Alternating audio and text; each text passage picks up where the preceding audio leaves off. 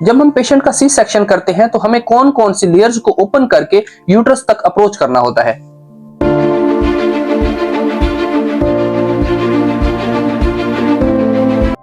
अस्सलाम वालेकुम डॉक्टर्स, आज का हमारा टॉपिक है लेयर्स ऑफ एब्डोमेन।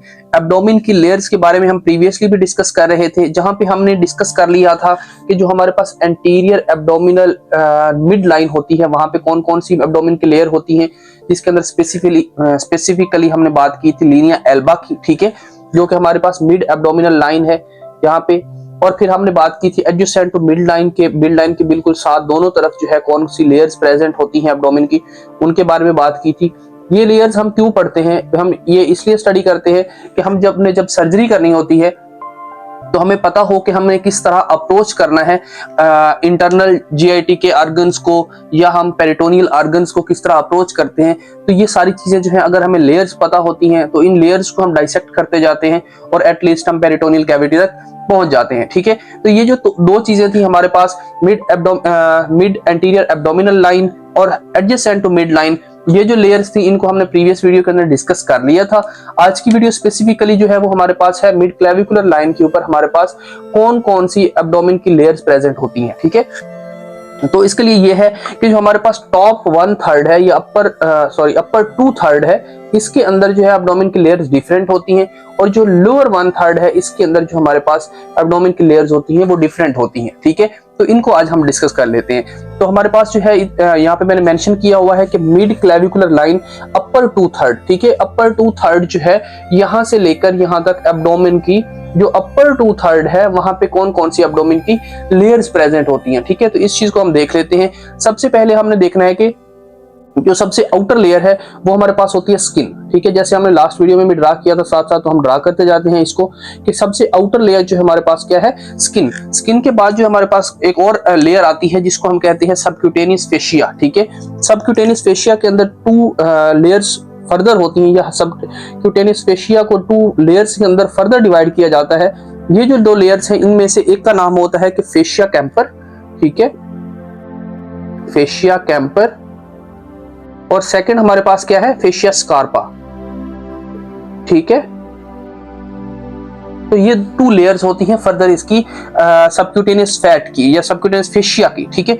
उसके बाद जो है फर्दर हमारे पास 3rd लेयर जो है वो है एक्सटर्नल ओब्लिक मसल, ठीक है। एक्सटर्नल ओब्लिक मसल होता है, और इस मसल्स के बिल्कुल साथ हमारे पास एक फेशिया अटैच होता है जिसको हम कहते हैं एपिन्यूरोसिस, ठीक है। तो हमारे पास सबसे आउटर जो है वो स्किन है, स्किन के बाद क्या है, सबक्यूटेनियस फेशिया है, फिर हमारे पास है external oblique muscle with aponeurosis, ठीक है।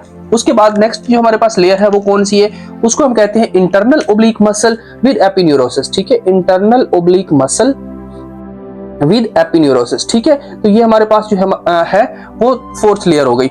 उसके बाद जो फर्दर हमारे पास नेक्स्ट लेयर है उसको हम कहते हैं कि this is a transversus abdominis, ठीक है। ये एक मसल होता है ट्रांसवर्सिस एब्डोमिनस, ये प्रेजेंट होता है, और इसके साथ भी एक हमारे पास फेशिया होता है जिसको हम कहते हैं ट्रांसवर्सिस फेशिया, ठीक है। तो ये जो हमारे पास है ट्रांसवर्सिस फेशिया प्रेजेंट होता है, और उसके बाद अगर हम फर्दर डीप जाएं तो हमें एक लेयर मिलती है जिसको हम कहते हैं एक्स्ट्रा पेरिटोनियल फैट, ठीक है, एक्स्ट्रा पेरिटोनियल फैट। ये सारी चीजें जो है इनको लेबल मैं इसलिए नहीं कर रहा क्योंकि ये साथ मैंने सारी चीजें जो है मेंशन की हुई हैं, लिखी हुई हैं, ठीक है।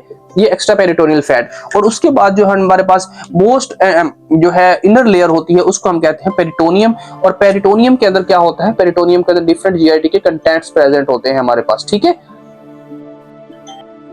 तो पेरिटोनियम के अंदर जो हमारे पास है क्या है, जीआईटी के कंटेंट्स होते हैं, या पेरिटोनियल कंटेंट्स जो है वो इसके इनसाइड प्रेजेंट होते हैं। ये तो बात कर ली हमने अपर 2/3 की। अपर 2/3 मिड क्लेविकुलर लाइन एब्डोमेन के ऊपर कौन कौन सी लेयर्स प्रेजेंट होती हैं, लेकिन यहाँ पे क्वेश्चन यहाँ पे ये है कि जो लोअर मिड क्लेविकुलर लाइन है वहां पे कौन कौन सी लेयर्स होती हैं। तो वहां के लिए एक सिंपल सा आंसर ये है कि हमारे पास जो एक्सटर्नल ओब्लिक मसल है, इसके बाद जो इंटरनल ओब्लिक मसल है, और ट्रांसवर्सिस एब्डोमिनस है, ये 3 मसल जो हैं ये लोअर 1/3 के अंदर प्रेजेंट नहीं होते। इनकी जगह जस्ट उनके फेशिया या एपिन्यूरोसिस होते हैं जो कि प्रेजेंट होते हैं, ठीक है। बस यही नीचे एक्सटेंड करते हैं, मसल ऊपर खत्म हो जाते हैं। ओके, क्लियर हो गया। इसको भी हम देख लेते हैं। देखो, जो सबसे आउटर लेयर क्या है, स्किन। स्किन के बाद क्या है, सबक्यूटेनियस फेशिया, जिसके अंदर फर्दर 2 टाइप्स है, फेशिया कैंपर और फेशिया स्कार्पा, ठीक है। सेम वैसे जैसे अपर 2/3 में है, उसके बाद क्या है एपिन्यूरोसिस एक्सटर्नल, ये एक्सटर्नल एपिन्यूरोसिस, ठीक है। उसके बाद क्या है इंटरनल एपिन्यूरोसिस, यहाँ पे जैसे हम बात कर रहे थे एक्सटर्नल ओब्लिक मसल के साथ एपिन्यूरोसिस था, तो ये एक्सटर्नल एपिन्यूरोसिस हो गया, फिर इंटरनल एपिन्यूरोसिस हो गया, ठीक है। उसके बाद क्या है फेशिया ट्रांसवर्सैलिस, ये ट्रांसवर्सस फेशिया जो है ये फेशिया प्रेजेंट होता है, लेकिन ट्रांसवर्सस एब्डोमिनस मसल जो है वो प्रेजेंट नहीं होता। तो ये 3 मसल नहीं होते, बाकी सारी चीजें सेम टू सेम है, ठीक है। जैसे एक्स्ट्रा पेरिटोनियल फैट है और पेरिटोनियम है और उसके बाद उसके डिफरेंट कंटेंट्स है। हम ये सारी की सारी चीजें क्यों पढ़ रहे हैं? हम ये सारी की सारी चीजें इसलिए पढ़ रहे हैं कि हमें पता हो कि जब हमने सी सेक्शन करना है किसी पेशेंट का, तो उस टाइम हमने लोअर एब्डोमेन को ओपन करना होता है। लोअर एब्डोमेन को जब हम ओपन कर रहे हैं तो हमें पता हो कि कौन कौन से मसल्स या कौन कौन से फेशिया या कौन कौन से लेयर्स हमारे सामने आएंगी, जिसको हमने डाइसेक्ट करना है और उसके बाद हमने यूट्रस को अप्रोच करना है, ठीक है। इसके अलावा हम लेप्रोटमी के केसेस में भी या बुलेट शॉट इंजरी जो होती है, ठीक है, फायर आर्म इंजरी जो होती है, उसके अंदर भी हम देखते हैं कि किस तरह कहां से हमने किसको कैसे अप्रोच करना है, ठीक है। तो ये सारी की सारी जब लेयर्स का पता होता है तो उसके बाद हम इजीली अप्रोच कर सकते हैं किसी भी पेरिटोनियल आर्गन को या एक्स्ट्रा पेरिटोनियल आर्गन को जो कि एब्डोमेन के अंदर प्रेजेंट होता है। होप सो कि ये सारी की सारी चीजें आपको समझ आई हैं। अगर यहाँ तक आपको कोई भी पॉइंट क्लियर नहीं हुआ तो आप कमेंट बॉक्स में पुट कीजिएगा, मैं इंशाल्लाह ट्राई करूंगा कि एज सून एज पॉसिबल आपको रिप्लाई कर दूं। फिलहाल के लिए इतना ही। थैंक यू डॉक्टर्स, अल्लाह निगहबान।